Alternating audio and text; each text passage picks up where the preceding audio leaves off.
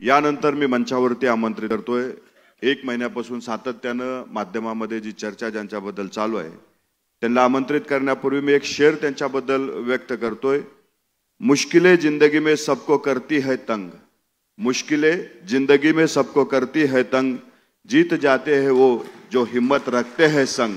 मी आमंत्रित करतोय राज्याचे अन्न नागरी पुरवठा मंत्री नामदार धनंजय मुंडे साहेब यांना की त्यांनी या ठिकाणी आपलं मार्गदर्शन करावं।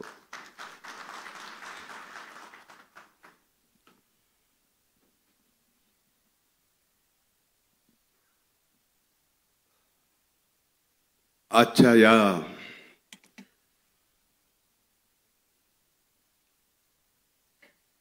अजित पर्वाच्या नवसंकल्प शिबिरास उपस्थित आपले राष्ट्रीय अध्यक्ष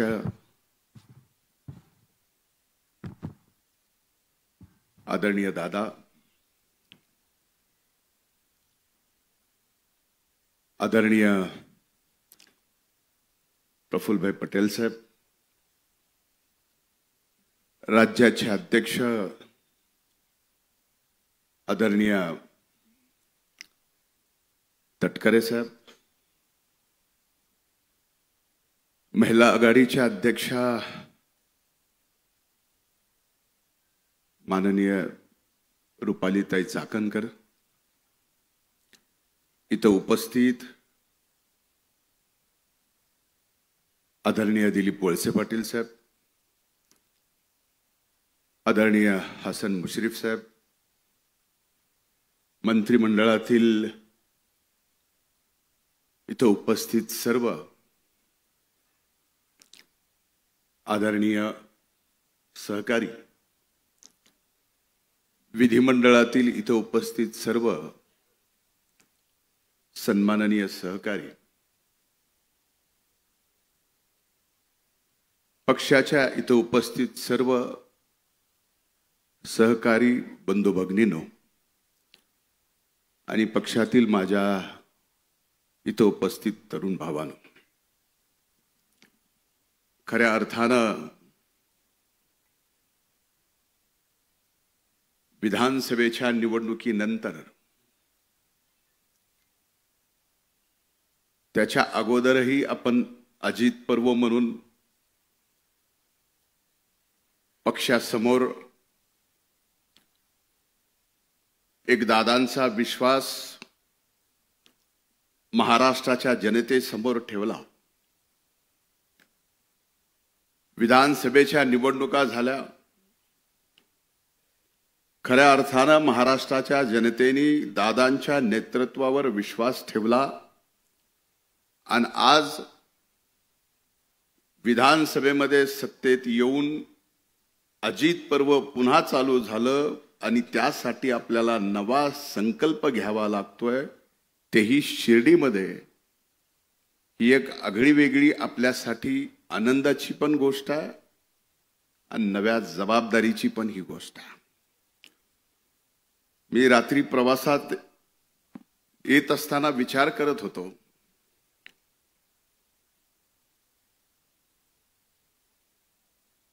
की शिर्डीच्या या बाबांच्या पवित्र भूमीमध्ये ज्यांनी शिकवणच श्रद्धा आणि सबुरीची दिली आहे, आपल्या पक्षाने सुद्धा 17, 18, 19 तारखेला या बाबांच्या पवित्र भूमीमध्ये श्रद्धा आणि सबुरीची शिकवण देत असताना काही दिवस अगोदर भारतीय जनता पार्टीने सुद्धा त्यांचं राज्याचं अधिवेशन याच साईबाबांच्या पवित्र भूमीत ठेवलं। तिथं सुद्धा बाबांची तीच शिकवण होती, श्रद्धा आणि सबुरी। सांगायचा मुद्दा एवढाच आहे, महायुतीत सत्तेत आपण आहेत, सत्तेतल्या 2 पक्षांनी शिर्डीमध्ये बाबांच्या या पवित्र भूमीत जिथं श्रद्धा आणि सबुरी शिकवली जाते, तिथं सत्तेत आल्यानंतर पक्षावर निश्चिम श्रद्धा ठेवावी लागते आणि पक्षाच्या नेतृत्वात विश्वास ठेवून सबुरीची शिकवण सुद्धा अंगी घ्यावी लागते. कदाचित हेच कारण असू शकतं म्हणून या शिर्डीच्या बाबांच्या दरबारात आज राष्ट्रवादी काँग्रेस पार्टीचं अजित पर्व एक नवसंकल्प आपल्याला हाती घेण्यासाठी या शिबिरात बोलवलेला. खरं तर मी अनेकदा दादांच्या बाबतीमध्ये पक्षाच्या विचारांच्या बाबतीमध्ये मी बोलत आलेलो आहे. माझ्यापेक्षा अनेक मान्यवर राष्ट्रवादी काँग्रेस पक्षामध्ये मी या पक्षात यायच्या अगोदरपासून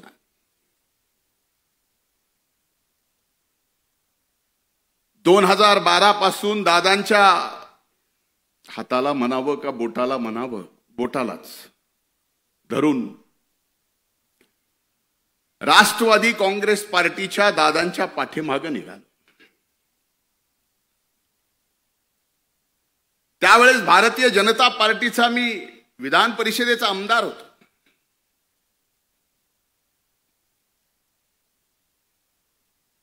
आमदारकीचा राजीनामा द्यायला लावला. राष्ट्रवादी काँग्रेस पक्षाकडून मला आमदार केलं. ती 2013ची गोष्ट.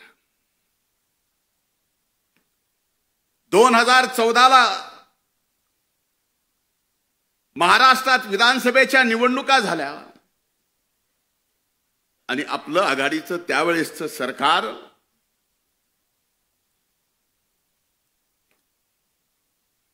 फार फरकाने पडलं आणि त्यावेळेसच्या भारतीय जनता पार्टीच्या सरकार आला. मला माहित नाही माझ्या त्यावेळेस माझ्यासाठी पक्ष म्हणजे त्यावेळेस दादानी मला माझ्यात काय पाहिलं आणि माझ्यावर विधान परिषदेच्या म्हणजे वरिष्ठ सभागृहाच्या विरोधी पक्ष नेतेपदाची जबाबदारी अतिशय कमी वयात माझ्या खांद्यावर टाकली. दादा म्हणूनच हा धनंजय मुंडे अजित पर्वच्या नवसंकल्पाच्या या शिबिरात एकदा विरोधी पक्ष नेता म्हणून 5 वर्षात 2दा मंत्री म्हणून आणि पुन्हा सरकार आले म्हणून 3ऱ्यांदा मंत्री म्हणून या ठिकाणी ताठ मानानं उभं राहून बोलू शकतो. ही ताकद दादांची एकदा पाठीमागे उभी राहिली.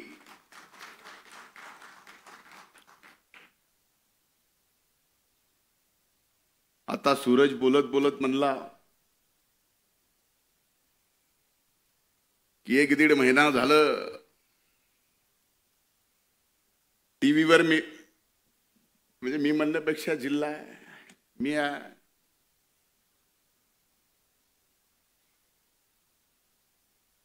सूरज नाम है इसीलिए तो बदनामी पीछे है. अरे नाम ही नहीं होता तो बदनामी थोड़ी होती. पण एक निश्चित सांगतो, आदरणीय तटकरे साहेब साक्षीदार आहेत. वारंवार मला त्यांनी शिकवून एखाद्याला मोल्ड करतो ना तसं करायचा प्रयत्न त्यांनी केला. 2014ला विरोधी पक्ष नेते पदाची जबाबदारी घेतल्यानंतर 2019 पर्यंत तटकरे साहेबांना आठवत असेल, तुम्ही अध्यक्ष होतात, मी विरोधी पक्ष नेता होतो, दादा आपले नेते होते. 1 नाही 2 नाही 3 नाही तर 4 वेळेस तशा पडत्यात काळात पक्षाच्या हल्लाबोल यात्रेपासून, परिवर्तन यात्रेपासून, शिवस्वराज्य यात्रेपासून 4 यात्रा सत्ता नसताना महाराष्ट्रातल्या सामान्य माणसाचे प्रश्न आणि त्या प्रश्नावर आवाज उठून आपण 19च्या निवडणुकीला लढलोत. भलेही तेवढं मोठं यश आलं नाही, पण 14 पेक्षा चांगले आमदार या ठिकाणी निवडून आले. हे मात्र निश्चित राष्ट्रवादी काँग्रेस पक्षाच्या त्या काळातील कष्ट घेणाऱ्या प्रत्येक सहकार्याचा हे मान्य करायलाच पाहिजे. आता 19 नंतरचा पुढचा काळ तसा सांगणं कितपत योग्य आहे, पण सांगितला गेला पाहिजे. का सांगितला गेला पाहिजे? अगदी पहाटेच्या शपथविधीच्या बाबतीत त्याला पहाट म्हणत नाहीत असं दादा नेहमी म्हणतात.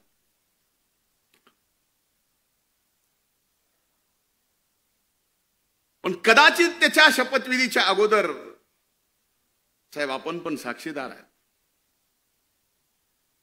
मी दादांना विनंती केली होती, आज स्पष्टपणाने बोलतो, कधीही बोललो नाही, कारण इथं फक्त आणि फक्त राष्ट्रवादी काँग्रेस पक्षाचे दादांचे एकनिष्ठ सहकारी आहेत म्हणून मी हे बोलायची हिंमत ठेवतो. त्यावेळेस मी म्हणलं होतं दादांना, तटकरे साहेब आपण साक्षीदार असाल तर हो म्हणा, शपथ घेऊ नका. का म्हणलो होतो? काही गोष्टी कळाल्या होत्या, त्या नम्रपणे दादांच्या पायी माझं डोकं ठेवून जे तटकरे साहेबांनी बघितलं की म्हणलं दादा आपला घात होतोय. दादानी माझ्या डोक्यावर हात ठेवून म्हणले असला घातभीत काय होत नसतो, पण शेवटी व्हायचं ते झालंच.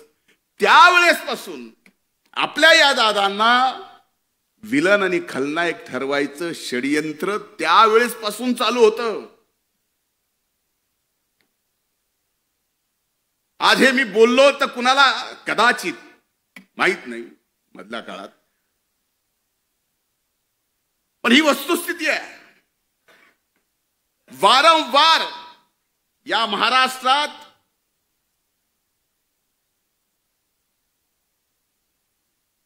आदरणीय पवार साहेबांच्या नंतर महाराष्ट्रात राष्ट्रवादी काँग्रेस पक्ष प्रामाणिकपणाने पुढे आणण्यासाठी, आणि तो पक्ष पुढे आणण्यासाठी नाही तर ती ताकद म्हणून, आणि ती ताकद महाराष्ट्रात सत्तेत म्हणून आणायचा प्रयत्न जर इमानदारीनं कुणी केला असेल तर आदरणीय दादांनी केला. हे नम्रपणानं मला या ठिकाणी आपल्या सर्वांच्या समोर सांगावंसं वाटतं. आता पहाट होती त्यामुळे त्या शपथविधीला मला येता आलं नाही, कारण पहाटेचं आपलं तसं जमत नाही. पण घेणं एक ना घेणं दोन, शिक्षा मात्र मला झाली. ही मान्य करता का नाही? माग कुणी जरी हो म्हणत नसलं तर माग शेखर भाऊ हो म्हणतायत.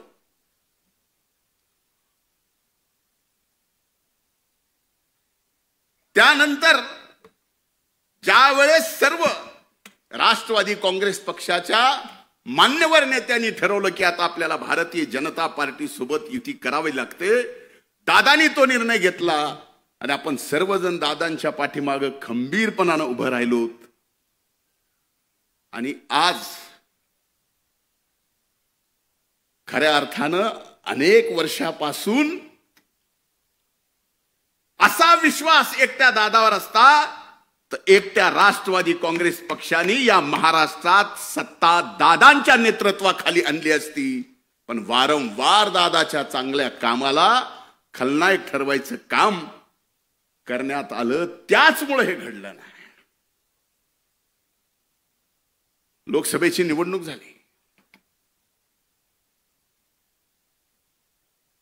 लोकसभेच्या निवडणुकीत दारुण पराभव झाला. मला अनेक जण त्या राष्ट्रवादी पक्षाचे जुने जाणते नेते येऊन म्हणतात, तू कशाला रे लोकसभेला वहिनीच्या प्रचाराला आला? त्याच्यामुळं तुला आता बघ विधानसभेत काय होते. जे व्हायचंय ते होईल. मला पक्षाने सांगितलं जा तिथं सभा घे. सभा घेतल्यानंतर त्याचा परिणाम माझ्यावर काय होईल याचा विचार करणारा एवढ्या हलक्या काळजाचा मी राष्ट्रवादीचा दादाचा कार्यकर्ता नाही. आणि माझी विनंती आपल्याला, आपल्यापैकीही कुणी नाही नसणारच, पण हो हे सगळं केल्यानंतर त्याची किंमत मोजावी लागते. मोजावी लागली तरी बेहत्तर. त्याला कमीपणा लागेल. त्याचा राग धरला. जो संकल्प काही जणांना पाडण्यासाठी मुश्रीफ साहेब आहेत, आदिती माया, मैं खुद गब्बर है, वळसे पाटील साहेब आहेत, यांना पाडायचंच अशी यादी कमी नव्हती. पण पडलं कोणीच नाही. तुम्ही लाखभर मतानं आलात, मी जरा जास्त मतानं आलो म्हणून मला भोगावं लागायला की काय असं मला वाटायला लागले.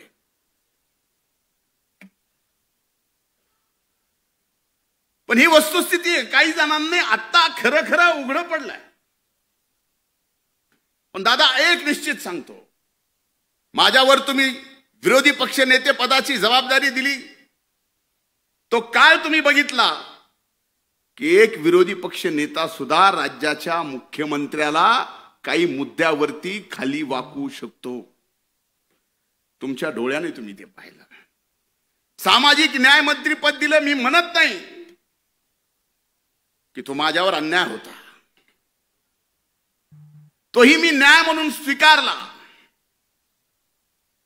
आणि एवढे चांगले निर्णय घेतले की शेवटी तुम्ही मला म्हणायला लागलात की अरे हे सामाजिक न्याय विभाग जास्त पळवू नको, कारण ते विभाग जास्त पळाला की सरकारला सुद्धा त्या स्पीडनं पळवावं लागतं.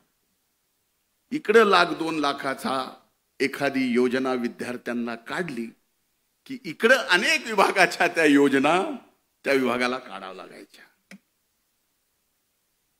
अरे ज्या जातीपातीवरती गावाची नावं होती ती महाराष्ट्रातली जातीपातीची गावाची नावं बदलण्याचं काम सुद्धा दादा तुमच्या नेतृत्वाखाली तुमच्या एका कार्यकर्त्याला सामाजिक न्याय मंत्रीपद दिल्यानंतर हे करता आलं. कृषी मंत्र्याची जबाबदारी दिली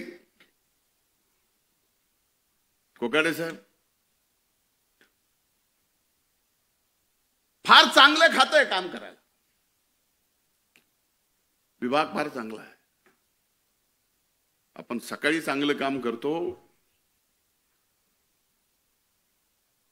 खरंच चांगलं काम. आपण जिम्मेदारी दिली दादा. 1 रुपयात या देशात 1 रुपयात पहिलं राज्य आहे ज्या राज्यात पहिलं राज्य आहे महाराष्ट्र, ज्या राज्यात 1 रुपयामध्ये पीक विमा योजना आणली. आज त्या पीक विम्याच्या बाबतीमध्ये सभागृहात दादा तुमच्या सगळ्यांच्या समोर पीक विम्याच्या बाबतीत आरोप झाले की ज्या 1 रुपयाच्या पीक विम्यामध्ये 11,000 कोटी रुपये पीक विमा कंपनीला या महाराष्ट्राच्या शेतकऱ्याला द्यावे लागले. हे रेकॉर्डवर आहे, मी सांगत नाही, पण तरी आरोप होतात. अनेक गोष्टीचे आरोप होतात. चिंता ही नाही की आरोप विरोधातले करतात, चिंता ही आहे दादा नवसंकल्प करताना की आरोप महायुतीतले करतात. चिंता तो इस बात की है. आज धनंजय,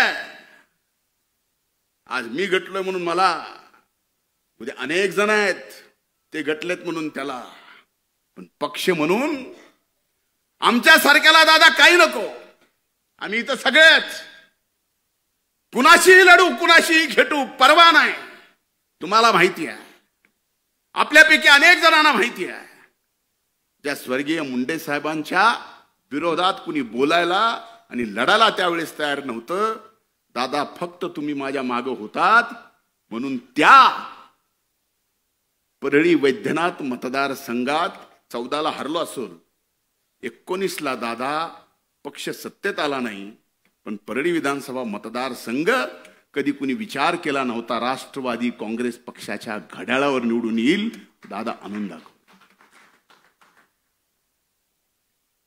बळ दिल्यानंतर आणि आपल्या मागे नेता आहे हे बघितल्यानंतर अनेक जण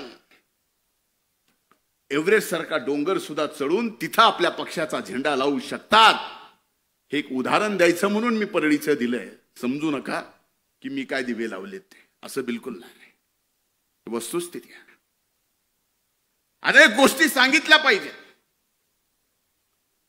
आज एकीकडं ह्या सगळ्या परिस्थितीमध्ये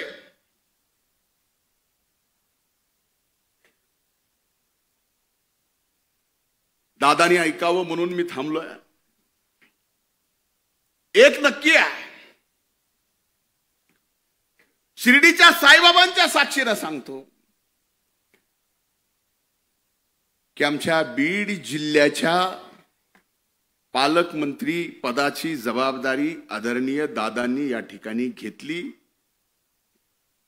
अतिशय आनंदाने मी या ठिकाणी सांगतो, तो आनंद या ठिकाणी व्यक्त करतो आणि जिल्ह्यात दादा आपलं स्वागत आहे करतो.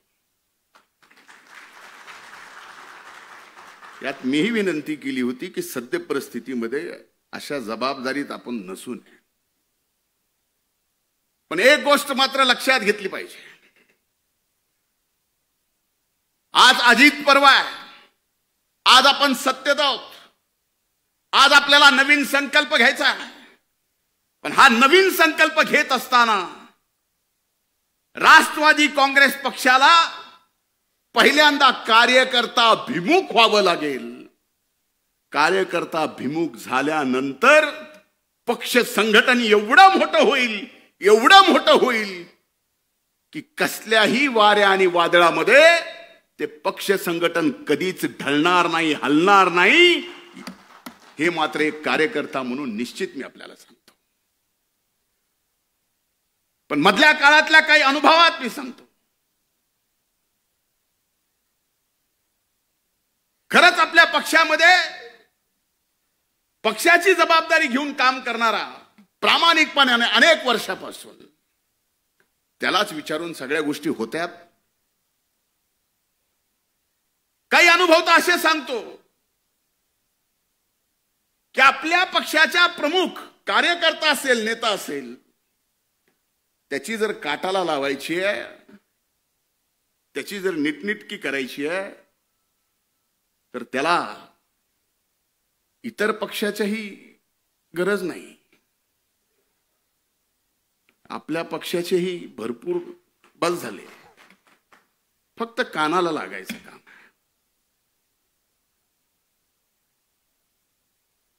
यानी काय होणार आहे? जे दादा तुमच्यासारख्या एका नेत्याने माझ्यासारखा कार्यकर्ता घडवला, भले आज लोक मला नेता समजत असतील, पण माझ्यातला कार्यकर्ता मी मरेल, पण माझ्यातला कार्यकर्ता मी कधीच मरू देणार नाही.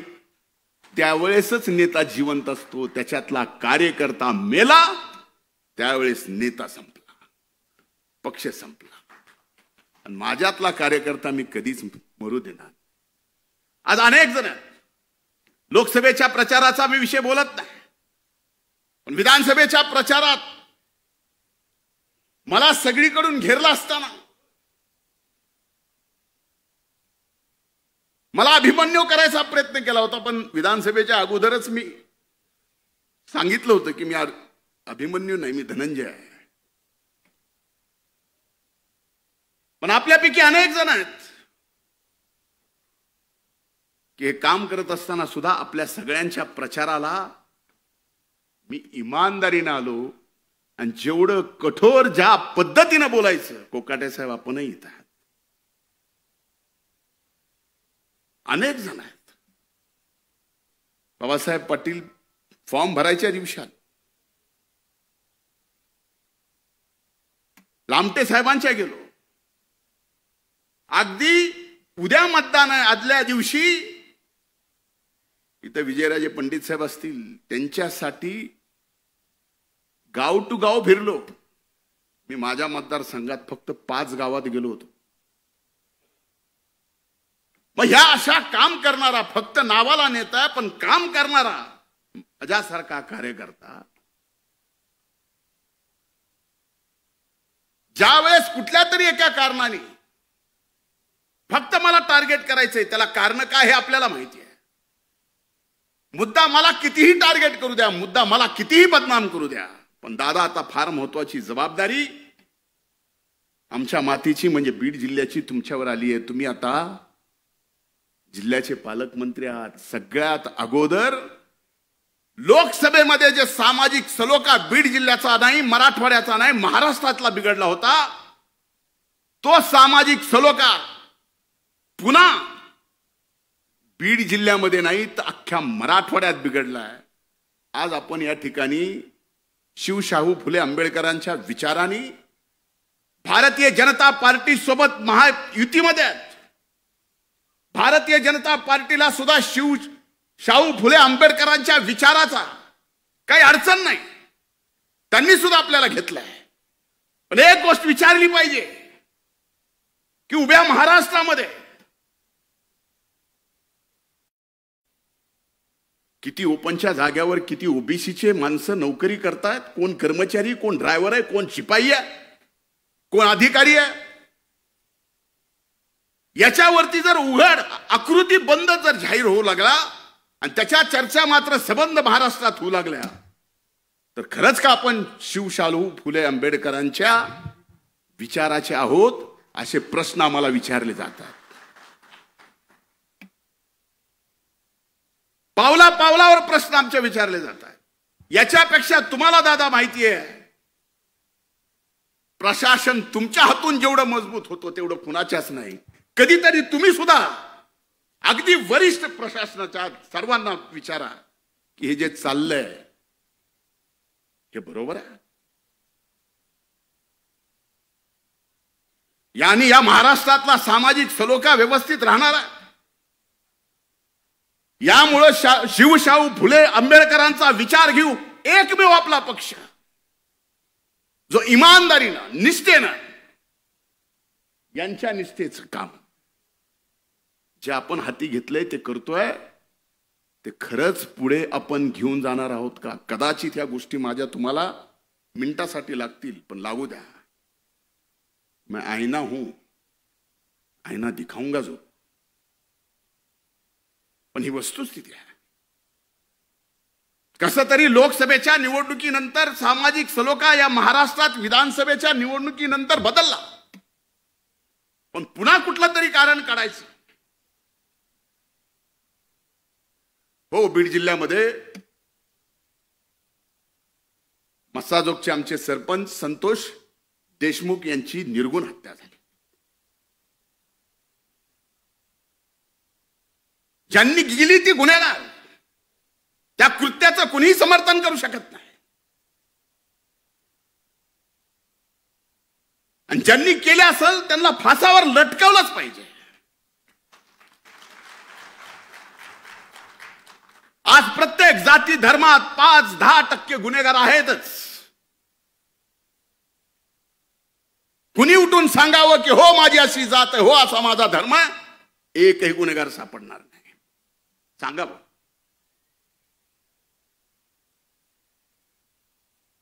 पण त्या 5-8 गुन्हेगारांच्या मुळे उभ्या महाराष्ट्रामध्ये जर मीडिया ट्रायल होत असेल एका जातीचे, ओबीसीचं, तर लोक आता एवढे राहिले नाही.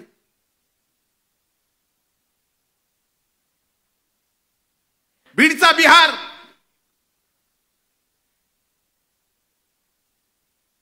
परळी तर तालिबान. आम्हाला दुःख होत नाही. आमचा बीडचा बिहार अर्ध्याच्या वर 6 महिने ऊस तोडायला तुमच्याकडे असतो, त्याचा बिहार केला जातो. आणि कुणी महायुतीतल्या आणि आपल्या पक्षातल्या लोकांनी. परळीला तालिबान केले जातं, जे परळी 12 ज्योतिर्लिंगापैकी पंचम स्थान असणारं, 5वं स्थान असणारं परळी वैद्यनाथाचं ज्योतिर्लिंग आहे. दादा, काही दिवसानं शिवरात्री आहे. लाखो भाविक या देशातले तिथं दर्शनाला येतात. अशा मीडिया ट्रायलनी, अशा सगळ्या एका गावाला, एका जिल्ह्याला बदनाम करून अशा जर गोष्टी होत असतील, ह्याच्यातलं नुकसान कुणाचं आहे? भले आम्ही राजकारणात राहू नाही, संपू, पण पिढ्याना पिढ्या पुढच्या तुम्हा आम्हाला कधीच विसरणार नाहीत. ही काय करून ठेवलंय? माझी हात जोडून त्या बाबतीतली विनंती आहे. अरे, आमच्यासारखे माणसं लढणारे, मला माहिती आहे दादा, कुठल्या कुठल्या प्रसंगात, माझ्या वाईट प्रसंगात या पक्षाने माझ्या मागे उभं राहिले. मी ते कधीच विसरू शकत नाही, मरेपर्यंत विसरू शकत नाही. मेल्यानंतर माझी अग्नी दिली तर त्या अग्नीतला धूर सुद्धा तुमच्या उपकाराची परतफेड करू शकत नाही दादा, मला माहिती आहे. असे प्रसंग कुणावर आले नाहीत, आणि असे प्रसंग कुणावर आले तर आमच्यासारखे कार्यकर्ते सुद्धा कुठं थांबले नाहीत.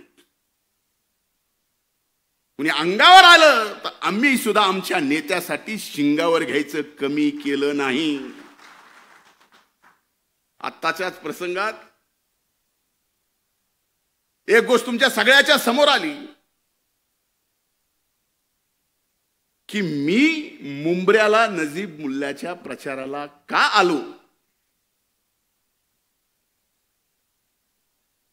म्हणून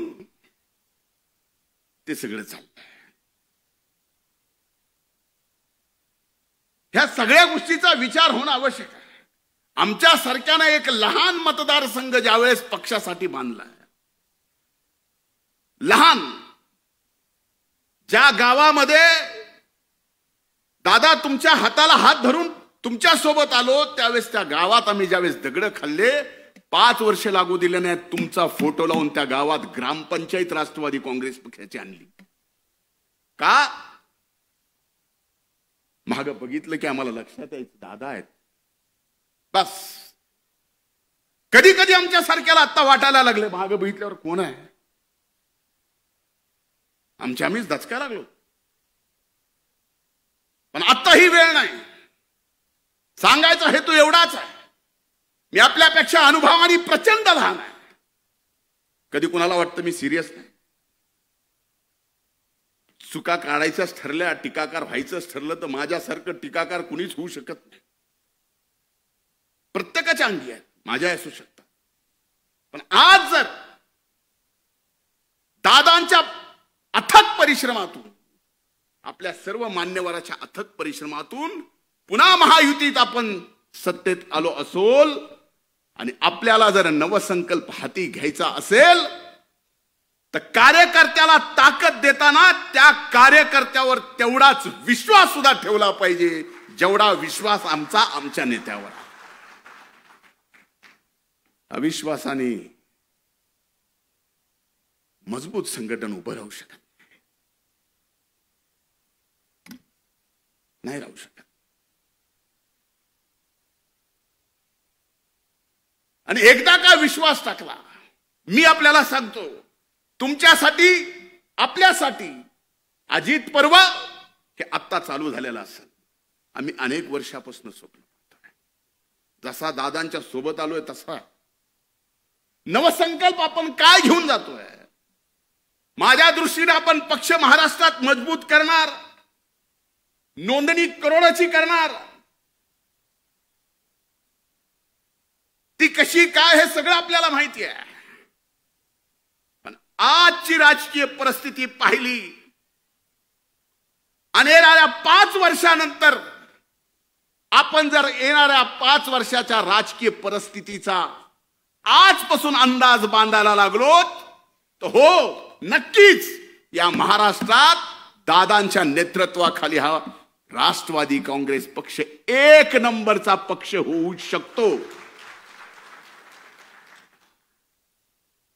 माझं आज हे बोलणं कदाचित तुम्हाला काही पण बोलायला असं वाटतं होऊ शकतो. आणि त्याची पहिली परीक्षा काय? तर आता आदरणीय मुश्रीफ साहेबांनी सांगितलं, पावसाळ्याच्या आत महानगरपालिका, नगरपालिका, पंचायत समिती, जिल्हा परिषदेच्या निवडणुका आहेत. पक्ष कधी आमदारकी खासदारकीसाठी कुठल्याच कमी पडला नाही. पण आज पक्षाच्या वतीनं मी आपल्याला सांगतो की या नगरपालिकेच्या, महानगरपालिकेच्या, पंचायत समितीच्या, जिल्हा परिषदेच्या तुमच्या निवडणुकीला सुद्धा हा पक्ष कुठंच कसाच कसल्याच अर्थानं कमी पडणार नाही. पण आपल्याला जिंकायचंय, हा नवसंकल्प आहे पहिला. आणि ह्याच्यात आपली ताकद दिसली तर पुढे बघा सर्व गोष्टी. मला इशारा आला,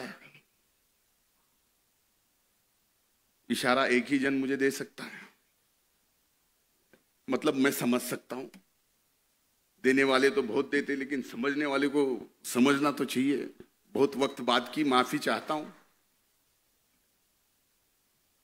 घड्याळ तेच, वेळ नव्हे.